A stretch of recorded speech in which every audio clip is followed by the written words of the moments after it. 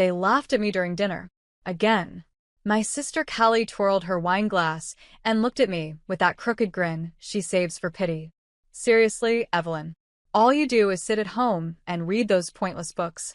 No job, no boyfriend, no life. Are you even trying? My dad snorted. Maybe she's waiting for a prince from a novel to marry her. And my mom? She just smiled like it was all true.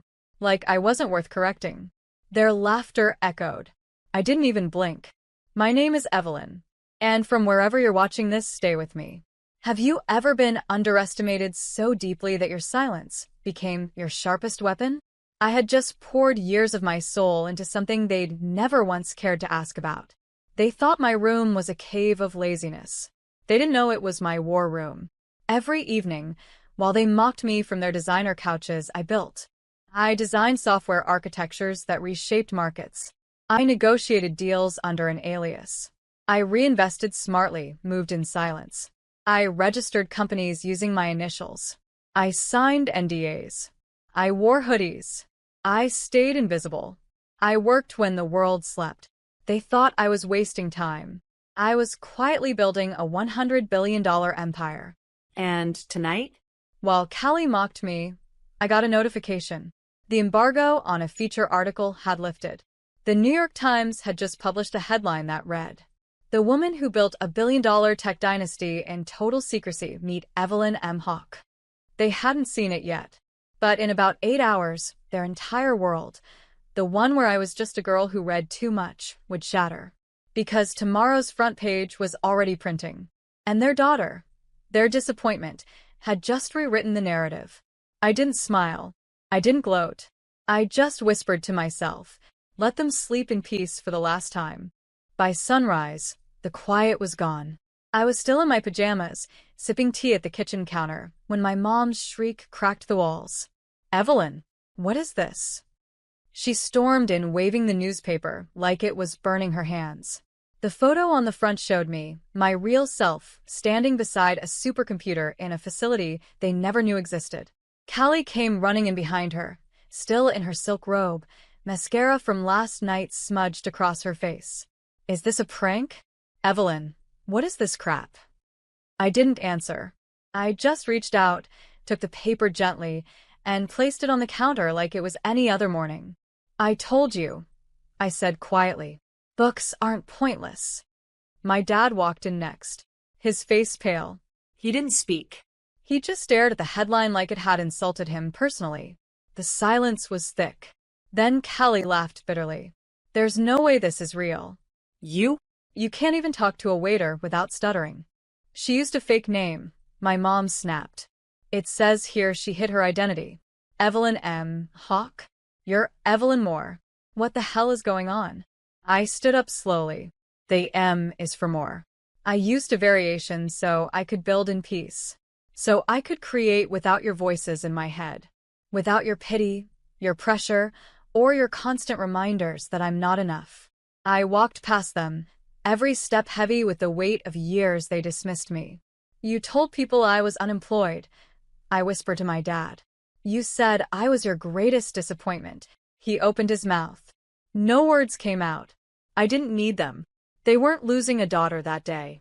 They were meeting the woman they never bothered to see. And while they drowned in confusion and regret, I got dressed. I had a press conference to attend. It was time the world met me on my terms. But not before I sent Callie one text. "Still think books are pointless?" The hotel ballroom was packed. Cameras flashed. Reporters shouted my name like it had always belonged in lights. "Ms. Hawke, is it true you own Black Nova Systems? Did you really reject a $9 billion acquisition offer from Titan Tech last year? How did you hide it all for this long?" I smiled calmly. My silence wasn't secrecy, I told them. It was survival. For years, I operated behind aliases. Founded 11 companies. Merged 4. Invested in biotech, AI, sustainable infrastructure. I made billionaires look like interns. And every night I returned to that same childhood room, where they thought I was just reading. After the conference, I didn't go home. I checked into the Kingsworth, top-floor penthouse, full skyline view. My assistant had already stocked it with everything I liked, Fresh peonies, peppermint tea, my favorite novels. Freedom didn't feel like champagne. It felt like breathing without permission. That night, my phone blew up. Dad called 8 times. I didn't answer. Callie sent a string of messages. So proud of you, sis. Can we talk? I didn't mean what I said about the books. Funny how fast mockery turns to flattery when there's money involved. But what got me wasn't the desperation. It was the pattern. Suddenly, they remembered me, now that the world wanted to. My assistant knocked gently. Your mother's downstairs, she said. She says it's urgent. I stared at the door. For a second, I felt the old tug, the child inside me who still wanted a mother's warmth. But I was no longer that girl. She'd been burned too many times. Tell her, I said slowly, that Miss Hawk doesn't receive guests without an appointment. The assistant nodded, and as the door clicked shut, I realized something else. It wasn't revenge I craved. It was release. And the more they knocked, the freer I became. The next day, they showed up at my office. Not the modest childhood home they always praised. No, this was a glass tower that touched the clouds. 29 floors of power. They stood in the lobby like strangers, my parents and Callie, dressed in their best, pretending they belonged. The receptionist didn't recognize them. Do you have an appointment? She asked politely. We're her family, my mother snapped. Tell her it's urgent. I watched it unfold through the camera feed in my office. They looked so small, so misplaced. I let them wait an hour, then another. Then I sent an assistant down with a single envelope. Inside it was a letter, handwritten. It said, You ignored me when I had dreams. You laughed at me when I had plans. Now that I have power, all you want is proximity. But love isn't retroactive. You don't get to show up at the finish line when you booed every mile I ran. I watched them read it. My dad's face flushed with shame. Callie blinked fast, trying not to cry. Mom gritted her teeth, like it was an insult. But I wasn't trying to insult them. I was trying to explain what they never tried to understand. I wasn't the shy girl anymore. I was the storm they created and underestimated. Later that evening, my dad finally texted. Just one sentence. Come home, Evelyn. We'll talk like a family. I typed my reply slowly. You made it clear for years. I was never really family. Then I turned off my phone. Because that night, I had a dinner meeting with the governor. And for the first time in my life, I didn't need to be understood. I just needed to be heard. And now the whole world was listening. 2 weeks later, my story went viral. Podcasts, op-eds, speaking invites. I wasn't just a CEO anymore. I had become a symbol. The girl they dismissed had built an empire. The daughter they silenced had a voice louder than headlines. But with fame came pressure. Everyone wanted to know more. How did I do it? Why did I hide? And where was my family in all of this? I kept it vague. A complicated upbringing, I'd say. Sometimes, silence is the best teacher. But then, Callie tried to flip the narrative. She went on a talk show, full hair and makeup, crocodile tears shining beneath studio lights. I always believed in my sister, she said. She was just so private. We didn't know how brilliant she was. Then came the dagger. We supported her, always. As a family. I stared at the screen in disbelief. Support? This was the same girl who once flushed my college application down the toilet and laughed when I cried. The same girl who told her friends I was mentally unstable because I stayed home to code. She was trying to rewrite history in real time. I didn't speak out publicly, but I made a decision. I called up a documentary director who had pitched me a few days earlier. I'll do it, I said, but on one condition. What's that? He asked. I want every page of every journal I ever wrote, every humiliation, every moment they laughed, shown exactly as it happened. And I gave him access to the journals, to the CCTV footage from my childhood bedroom, to every receipt that proved I built it alone. Because if Callie wanted the spotlight, she could have it, just not with my silence as her stage. The world would know the truth, and I'd speak it page by page. The documentary dropped on a Thursday night. By Friday morning, it had 18 million views. titled The Girl in the Room, How Evelyn M. Hawke Built an Empire from Silence. It wasn't polished with soft music or cinematic filters. It was raw, stark. It opened with a grainy clip from our old kitchen. I was 12, holding a school award, beaming. My mom's voice cut through. That's not a real achievement. They probably gave it to you out of pity. Then another clip, Callie at 16, smirking as she ripped pages out of my journal on camera. She thinks writing will save her. She's so weird. She laughed. I didn't. The world saw it all. The overlooked girl, the taunts, the quiet rebellion. My story was no longer a mystery. It was evidence. And the backlash came swift. Brands dropped Callie from her influencer deals. My dad was forced to resign from his country club board after sponsors saw clips of his "just a disappointment" speech. And my mom?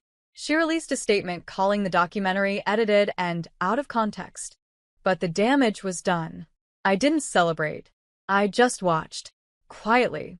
The same way I had watched them for years, when they celebrated without me, mocked me at dinners, smiled in public, and tore me down in private. This wasn't revenge. This was revelation. And still, they didn't understand. That night, Callie showed up at my condo building. Security called. "She's downstairs," they said. She looked upset. I walked to the window and looked down. There she was, shoulders shaking, holding a tablet. From that height, she looked like the girl I once shared a room with. The same girl who cut the heads off my dolls and blamed me for being too sensitive. I almost pressed the button to let her in. But then I remembered the final journal entry I wrote at 17.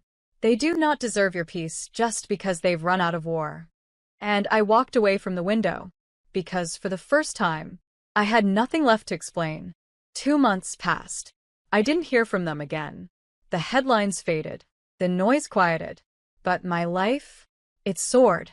I inked a $600 million research deal with Stanford, launched a mentorship program for girls in underfunded schools, and bought the entire block where I once had to walk past neighbors whispering, "Poor Evelyn, she'll never make it out."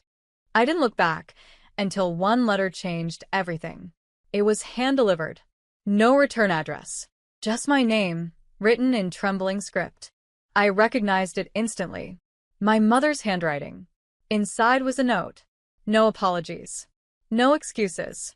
Just one line. "Your father had a stroke. He keeps asking for you."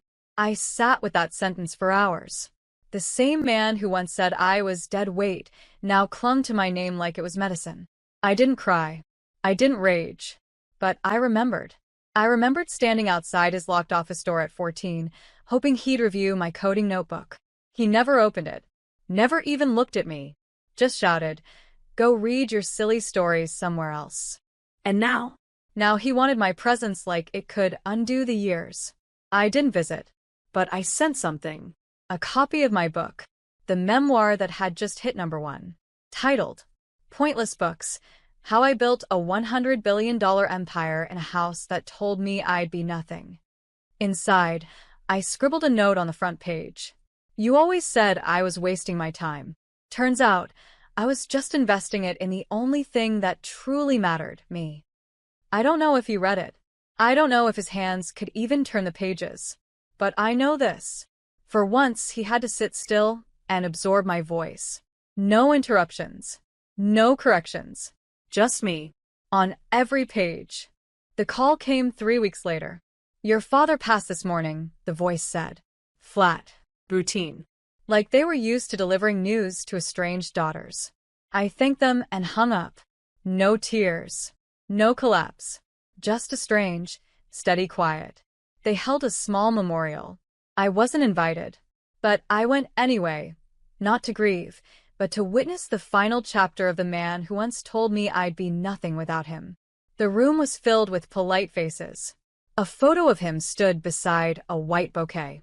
And there, near the back, my mother and Callie whispered like guilt wasn't meant for daylight. Callie spotted me and stood. For a second, her face lit up like maybe, I was there to reconcile. She opened her mouth. But I just walked forward. Straight to the photo. I stared into his frozen eyes, the same ones that never looked up from a newspaper when I showed him my first code. And then, I placed something at the base of the stand. A single book. My book. The one they called pointless. The one that paid for the hospital wing bearing my name. The one that would outlive all of us. Then I turned around and walked out.